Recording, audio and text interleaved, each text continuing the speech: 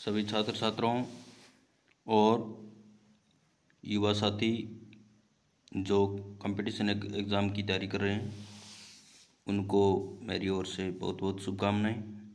आपकी सहायतार्थ चैनल बनाया गया है, ज़्यादा से ज़्यादा इसका फ़ायदा लोगों तक पहुंचाने में सहायता करें। जैसा कि हम हिमालय अपवातंत्र की नदियों का वर्णन कर रहे थे, तो इसमें गंगा नदी तंत्र हमने पढ़ा और आज इसके बाद है यमुना।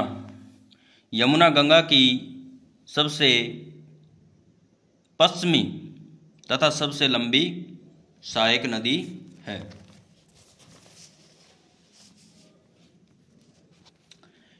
और इसका उद्गम स्थल है यमुनोत्री हिमनद। प्रयाग यानी इलाहाबाद में यमुना का गंगा से संगम हो जाता है। प्रायद्वीप पठार से निकलने वाली इसकी सहायक नदियां चंबल, सिंध, बेतवा व केन इसके दाहिने तट पर, कौन से तट पर? दाहिने तट पर आकर मिलने वाली नदियां हैं। जबकि हिंडन, रिंद, सेवक, सेंगर, वरुणा आदि नदियां इसके बाएं तट पर आकर मिलती है। बाएं तट पर चंबल नदी। चंबल नदी का उद्गम मध्य प्रदेश के मालवा पठार में मऊ के निकट है। जनापाव पहाड़ियों से इसका उद्गम होता है। कोटा में गांधी सागर बांध चंबल नदी पर बनाया गया है। अन्य बांध है जो इसके सभी मध्य प्रदेश में, केवल एक गांधी सागर बांध राजस्थान में है। चंबल अपनी उत्खात भूमि या चंबल बीहड़ या चंबल खड्ड के लिए बहुत ही प्रसिद्ध है। गंडक नदी। गंडक दो धाराओं काली गंडक और त्रिशूल गंगा के मिलने से बनती है।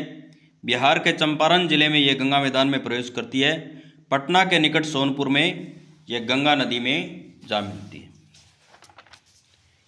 इसके बाद है घाघरा नदी। घाघरा नदी मापचा, चुंगो, हिमनद से निकलती है। घाघरा की सहायक नदियां तिला, सेती व बेरी है। शारदा नदी काली या काली गंगा, यानी शारदा नदी का अन्य नाम काली या काली गंगा भी है, इससे मैदान में मिलती है।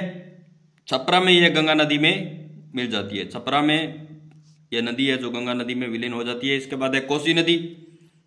यह एक पूर्ववर्ती नदी है जिसका उद्गम स्रोत है तिब्बत में माउंट एवरेस्ट के उत्तर में।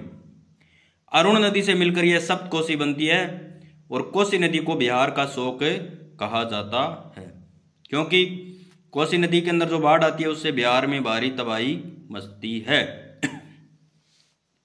रामगंगा नदी गढ़वाल की पहाड़ियों से निकलने वाली छोटी नदी है रामगंगा नदी। कनौज के निकट यह गंगा में मिल जाती है। इसके बाद है दामोदर नदी। छोटा नागपुर पठार के पूर्वी किनारे पर इसका उद्गम है। बराकर नदी दामोदर नदी की सहायक नदी है। बराकर नदी दामोदर नदी की सहायक नदी है और दामोदर नदी को बंगाल का शोक भी कहा जाता है, क्योंकि दामोदर नदी की बाढ़ से बंगाल के अंदर भारी तबाही मचती है। शारदा या सरयू का उद्गम, शारदा नदी या सरयू नदी का उद्गम नेपाल हिमालय में मिलाम हिमनद से होता है। शारदा या सरयू को गौरी गंगा के नाम से भी जाना जाता है, यानी शारदा नदी या सरयू नदी को गौरी गंगा के नाम से भी जाना जाता है। यह भारत नेपाल सीमा के पास बहती हुई, जहां इसे काली या चाय कहा जाता है। भारत नेपाल की सीमा बनाती है काली नदी।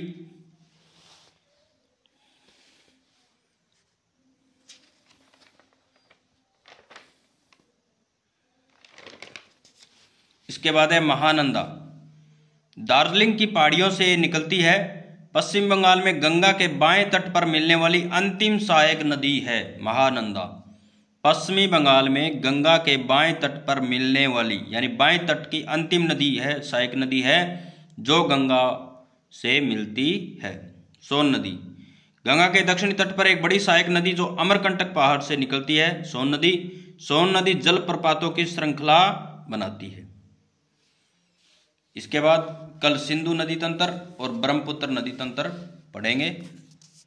धन्यवाद।